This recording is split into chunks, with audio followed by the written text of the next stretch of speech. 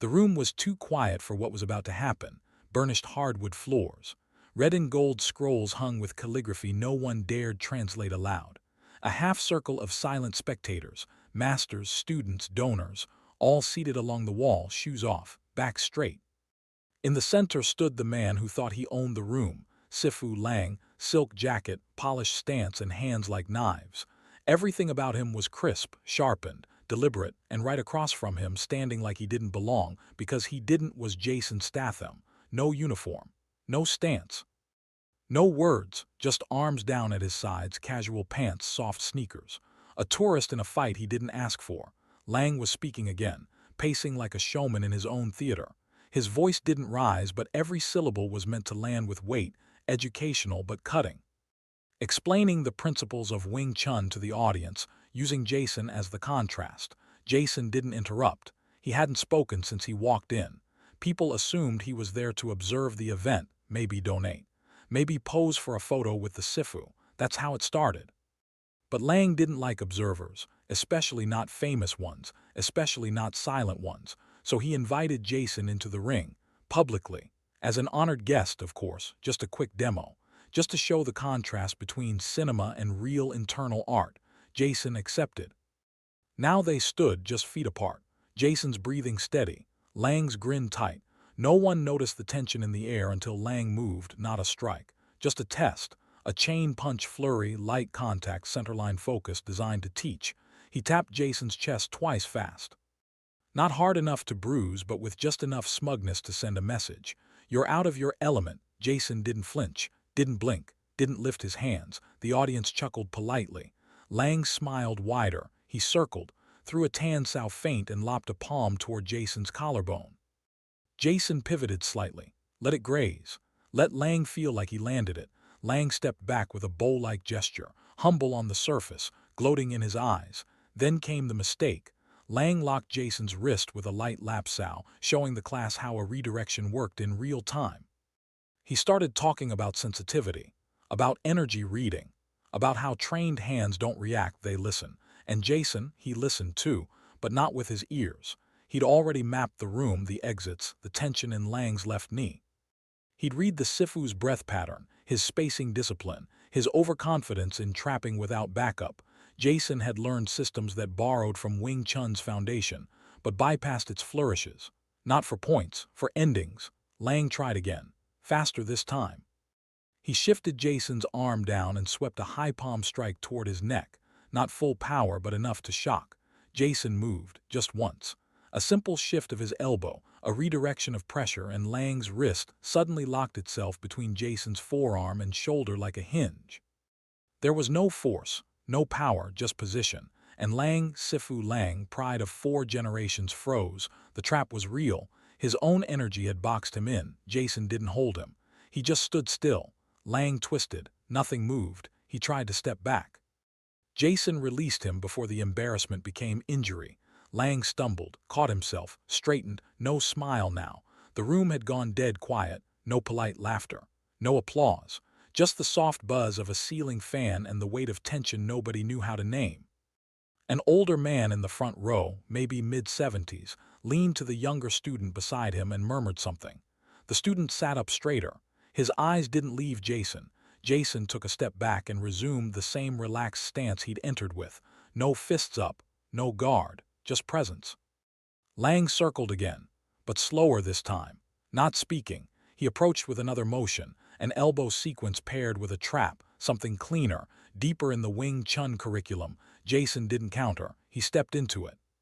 Let the elbow graze past him again and placed 2 fingers lightly against Lang's sternum. Not a strike, a reminder, a warning.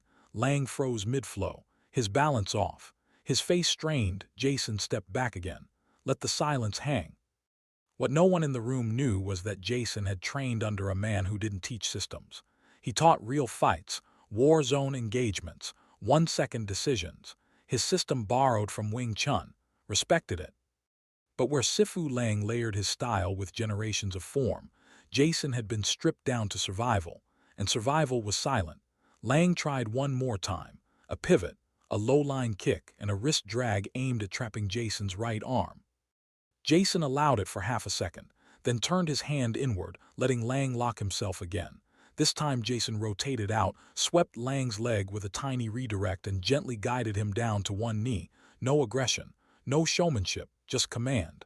Lang blinked, looked up, realized the circle had formed around him, not Jason. Jason extended a hand. Lang took it reluctantly. Jason helped him up, nodded once to the crowd, and walked out of the center. No bow, no speech, just gone. Behind him, the audience remained still. The student next to the old man finally whispered the question no one wanted to ask. The old man replied without hesitation, said Jason didn't defeat Lang with power. He defeated him with listening. However, that's not all. Jason had walked away. But not everyone was done watching. What he didn't know was that a man behind the scenes had recorded the whole thing and uploaded it to a network Jason thought he'd left behind years ago. The video was barely 60 seconds long. No dramatic music, no editing. Just a handheld phone clip, shaky, zoomed in but undeniable. Jason's calm stance, Lang's elaborate motions, the moment of stillness, the takedown, and the silence. Someone in the crowd had uploaded it that night. No hashtags, no title, just the raw footage. By morning it had over 400,000 views. By noon, it was circulating through closed forums that didn't deal in celebrity gossip or martial arts drama. These weren't casual fans or fight junkies. These were operators. People who noticed details others missed. How Jason shifted weight through his heels. How he didn't flinch at feinted strikes. How his timing wasn't just clean, it was predictive. And in one corner of the world, behind an encrypted firewall where combat instructors and military analysts traded ghost data, a man named Chun leaned forward in his seat. He didn't smile. He didn't react. He paused the video at frame 43. Right at the moment Jason placed 2 fingers against Lang's chest. Chun didn't care about the fight. He cared about the restraint, because only a few people moved like that. Only a few had been taught that kind of control, and most of them weren't alive anymore. He opened a secure file. Typed in one word, Greyhound. Jason didn't know the video had gone viral. He was already gone, moved back into the hills, back into quiet. He didn't like crowds, didn't like applause. That moment in the dojo hadn't been about proving anything. It was about ending something quickly before it turned into something else. He'd left the city before dawn, returned to a training compound once used for film prep, a remote, privately leased structure nestled in a forest clearing. No electricity, no signal, just mats, wood, and silence. It was the only place he still trusted. Jason spent the morning rebuilding a mukjang, the traditional wooden Wing Chun dummy, not to train on, to understand Lang's roots, not for ego, for balance. He respected the art. He just didn't respect the man who twisted it into theater. As the sun rose higher, Jason moved through empty forms, not flashy, not loud, just motion and breath, bones brushing air, ankles silent on floorboards, until the crunch of a twig told him he wasn't alone. He didn't stop moving. He just shifted direction, completing the form as if nothing changed. Then he spoke, voice low, asking how long the visitor had been watching. The voice that replied was familiar, British, clipped, dry. Elias Cade. Jason turned. Elias stood at the edge of the clearing, hands behind his back, looking like he'd just stepped out of an MI6 file photo. Neutral clothes, tired eyes, calm authority. Jason asked what he was doing there. Elias said he saw the video. Jason raised an eyebrow. Elias nodded, yes, that video. He said it reached the wrong inbox. A surveillance crawl flagged it, ran facial indexing, cross-referenced motion data, and within 5 minutes, someone at a forgotten branch of internal security had pulled a name they weren't supposed to know anymore, Jason Statham. Internal combat evaluation, Greyhound. Jason said nothing. Elias explained further. There were people watching now. People who'd lost track of Jason years ago after he left the field, after he disappeared into films and choreography. They thought he was done. They were wrong. And now that someone had seen him move again, move like that, his name was back on the wall. Jason asked who sent Elias. Elias stepped forward, said no one did. He came because of Kane Joss. Jason's posture changed, not visibly, but something settled behind the eyes. That name hadn't been spoken in over a decade. Jason asked if it was confirmed. Elias nodded, said Kane had resurfaced under a ghost contract, training civilian security groups in underground circuits. using old protocol styles, ones Jason would recognize. And one of those groups had just recruited Lang. That wasn't a demo in the dojo. It was a probe. Lang's job wasn't to beat Jason. It was to measure him. Jason processed that slowly. He asked what Kane wanted. Elias hesitated, then said what Jason already suspected. He didn't want anything. He was building something, and Jason, he was either a threat or a candidate. Jason turned back toward the wooden dummy, let the silence stretch, then asked what the timeline looked like. Elias said Kane would be in Marrakesh within 3 days, under a false name, for a closed-door combat summit.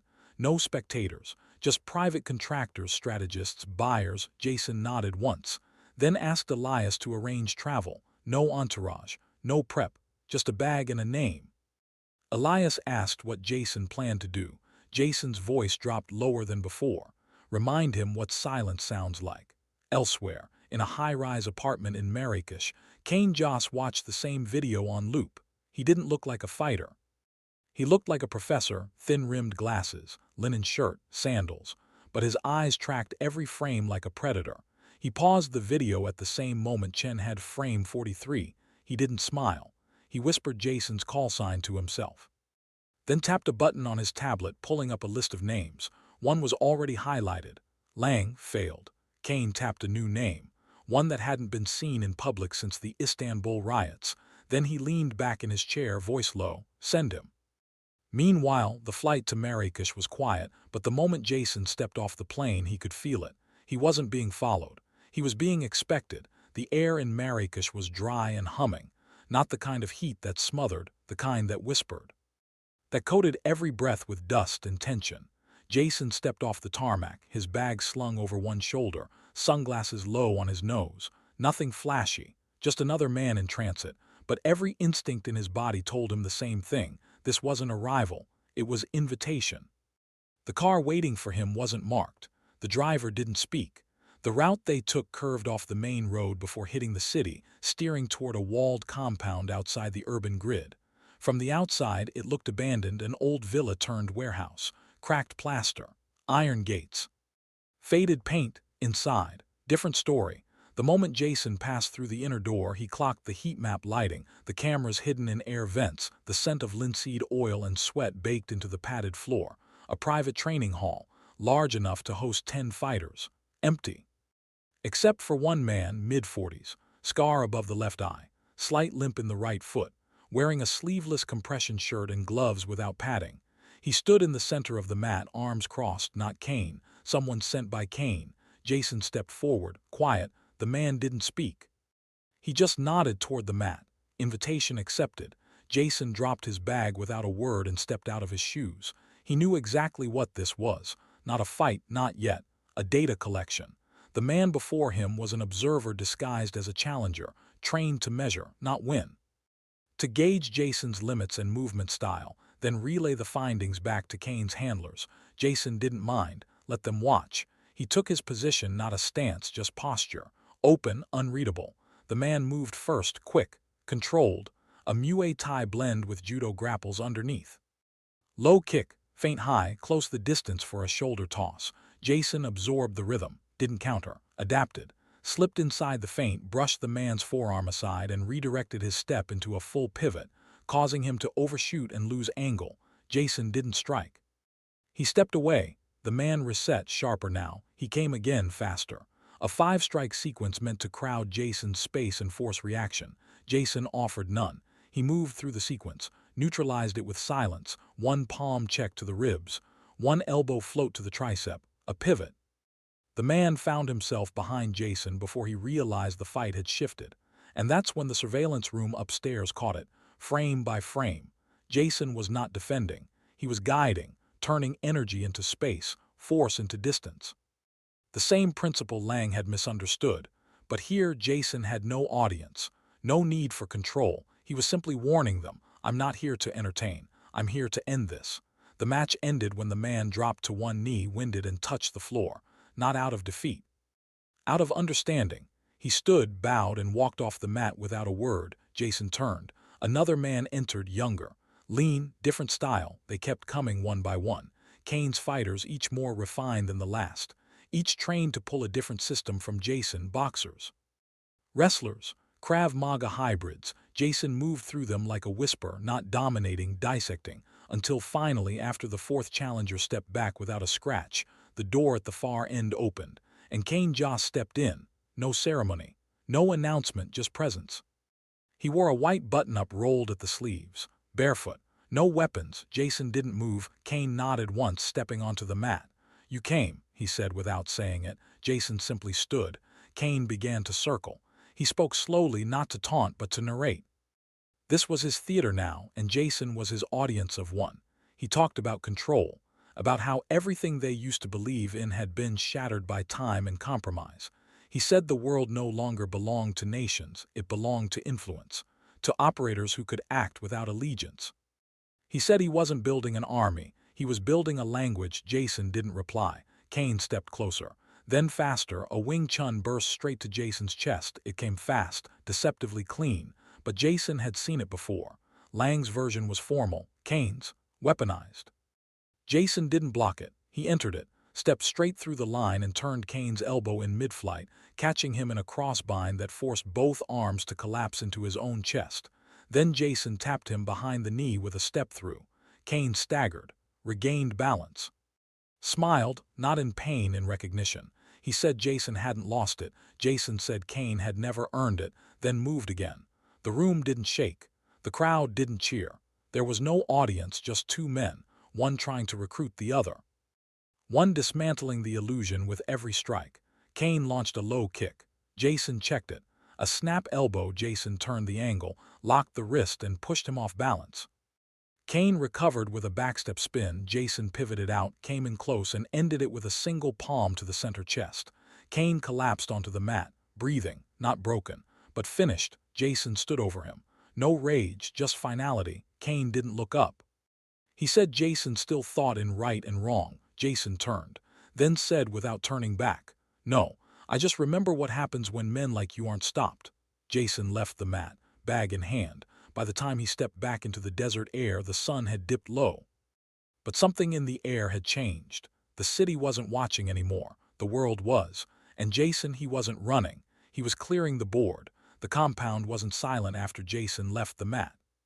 Below ground, 3 levels down through reinforced steel and biometric scanners, the true command room flickered to life. Concrete walls, minimal lighting, a war room built for quiet decisions. Inside, Kane sat with a cracked lip, a wet cloth pressed against his neck and his eyes locked on a single screen, live footage. A cell.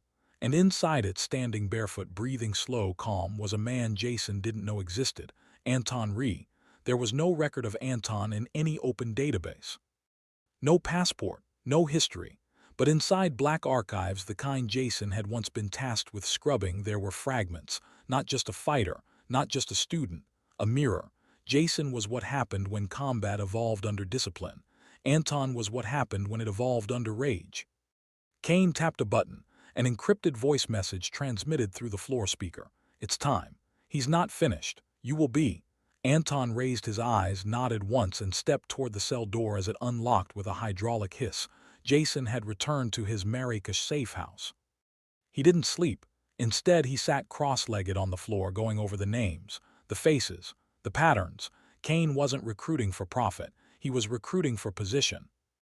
Every fighter Jason faced earlier had been sent to provoke a response, to record how Jason handled different styles, ranges, pressure types. It wasn't about beating him. It was about learning him. And that meant one thing: they were building a counterprogram. A weapon tailored to Jason's exact rhythm. And if he knew Kane, that weapon was already on the move. 2 hours later, Jason stepped onto the rooftop of an old building in the Red City district. It overlooked the old quarter, quiet, sparse. He'd set the meeting himself, a decoy signal sent through one of Kane's leaked channels. He didn't expect Kane to show, but he expected something, and it came, not from the front, from behind.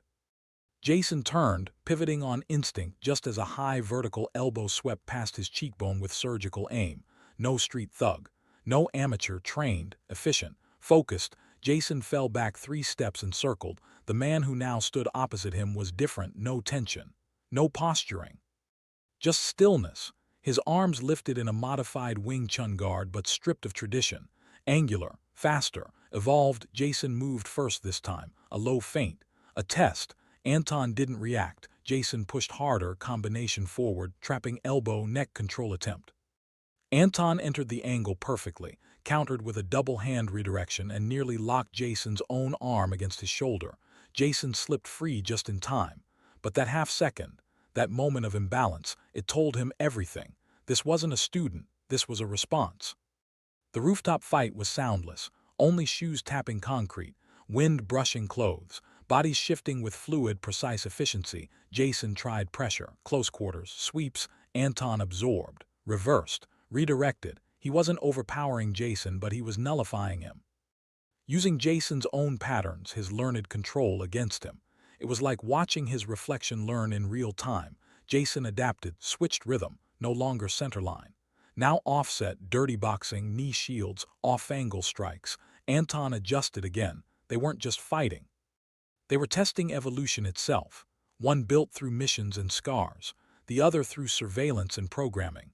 Jason dropped low, slid into a leg trap, spun Anton into a wall only for Anton to roll with it and land in a counter grab. Jason elbowed out, backed off. Breathing hard now, Anton was breathing steady. But there in the eyes Jason finally saw it, not anger, conflict, a hesitation. Jason pressed it, he said nothing. But his next move, instead of attacking, was to step back, drop his hands, offer nothing. Anton paused, stared. Frozen for a second. Jason had seen it before, that flicker of doubt, that half-buried human instinct that Kane's training hadn't erased. Jason stepped forward again, not to strike, to close distance with no aggression. Anton's hands lifted by reflex. Not to attack, to defend. Jason locked eyes and spoke for the first time. Said one sentence, not to win, to interrupt the loop. Anton's stance cracked. He blinked. And that second, that moment of vulnerability was enough. Jason didn't strike. He stepped inside, grabbed Anton's elbow and redirected him into a hip sweep that took them both down, hard but clean. Jason landed above, fist raised, didn't drop it. Anton didn't flinch. He just closed his eyes. Jason rose, let him go, and walked away. Back in the compound, Kane watched the feed cut to black. His fingers tapped the edge of his desk. Then he stood, walked toward a sealed case, unlocked it. Inside, a sealed document, marked with one word Statham. Below it, a second folder, marked Phoenix. He placed it on the table and whispered, "We reset." The airport was calm, too calm. Jason stood in line at the immigration gate, passport in hand, his duffel bag slung over his shoulder like he was just another man leaving Morocco. He'd cleaned the cuts, taped the ribs, worn silence like armor. His hands still smelled like concrete dust from the rooftop fight with Anton. It was supposed to be over. The gate officer waved him forward. She was young, quiet. Eyes darted once to the screen, then flicked back to Jason's face. She didn't stamp his passport. She leaned forward and said, without blinking, "You're marked under Phoenix." Jason didn't move, didn't ask how she knew. He just nodded once, took his passport back and turned away. That one word, Phoenix, meant everything. Because Phoenix wasn't a name. It was a directive. A failsafe. The last time Jason heard it, he was still in field operations before the files were buried and the teams disbanded. It was a tag used for something unrecoverable, something off-book, a project that should have never existed, and now someone was digging it up. He didn't board the plane. He walked straight out the terminal, crossed 3 lots on foot and flagged a cab with no ID, back to the city, back to the shadows. Inside a small cybercafe tucked between rusted doors and motorbike repair shops, Jason found a private booth and accessed a hardline terminal. No signals, no satellites, just a wire and a keyboard. He entered an old code, a dormant one. The screen blinked. A flame icon loaded, crude, pixelated, and then one word, active. Jason leaned forward. The feed loaded a list, dead files, ghost ops, asset names. Locations, all of them crossed out until one remained, Kane Joss, and beneath that a new name, Lang. Jason froze. Sifu Lang, the smug Wing Chun master who mocked him at the start, wasn't just a tool. He was a node, a recruitment beacon. Lang hadn't failed. He'd succeeded in his real task, not humiliating Jason, identifying him. Jason pulled out his secondary comm drive. Loaded the only encrypted contact he still trusted, Elias. He asked one question, "Is Lang still active?" The reply came instantly. "No, Lang's dead." Jason's blood ran colder than expected. Elias continued. Lang was found dead 3 hours after the rooftop fight. No struggle, no camera footage. A single character carved into the floor beneath his body. Phi Greek letter. Phoenix. Jason didn't hesitate. He ran a digital trace backward through Kane's own network, back through Anton's chain of movement. It all centered around one thing, the program. Not a school, not a cell, a resurrection project. They weren't recruiting fighters, they were copying Jason. The entire sequence, Lang, Anton, Kane, it was built around one goal: clone his method, refine it, and when that failed, kill it. Jason was never the target, he was the template. Hours later, Jason returned to the old warehouse he'd first fought in, but not through the front. He breached the underground level, where Kane had once watched through silent cameras. Now it was empty, but the files were still live. He accessed the server and saw the plans, his fight with Anton. It had been fed into an AI model, every movement, every angle, every hesitation. They'd been using it to refine something called Operation Phoenix, Statham Protocol. And worse, they had already uploaded it to 4 field locations, one in Eastern Europe, one in Singapore, one in Texas, one in London. Jason's face turned hard. London wasn't just symbolic, it was home. He scanned deeper. London's node was already active. Across the Atlantic, inside a training compound beneath an old estate in London's outskirts, a group of 12 elite students watched a projection loop over and over. Jason's movements, his timing, his restraint, his posture. All algorithmically slowed down, labeled, indexed. The man standing beside the screen looked nothing like Jason, but he moved like him. And in the shadows behind the room, Kane Joss watched silently, still alive, still moving pieces. Lang had never mattered. Anton had been a test. Jason was the original blueprint, but Kane had no intention of letting the original outlive the machine. Back in Marrakesh, Jason uploaded a virus into the Phoenix file, burning half the framework. But he knew what had to come next. He had to go to London, not to fight students, not to stop Kane, to erase himself. He walked through the airport again the next morning, same terminal, same officer. She saw him, didn't ask questions, just nodded once. This time, no warning, no names, just a silent exchange between two people who understood what was coming. Jason didn't look back. He stepped onto the plane and disappeared. They thought they could copy him. They thought they could reduce control to a formula. But they forgot one thing. Jason Statham never fought for control, he fought for silence, and now he was bringing it back. That was just the beginning. What if someone tried to replace you without you knowing it? Ever seen someone try to become something they didn't understand and pay the price? Tell us in the comments. Have you ever seen someone try to fake power and lose everything?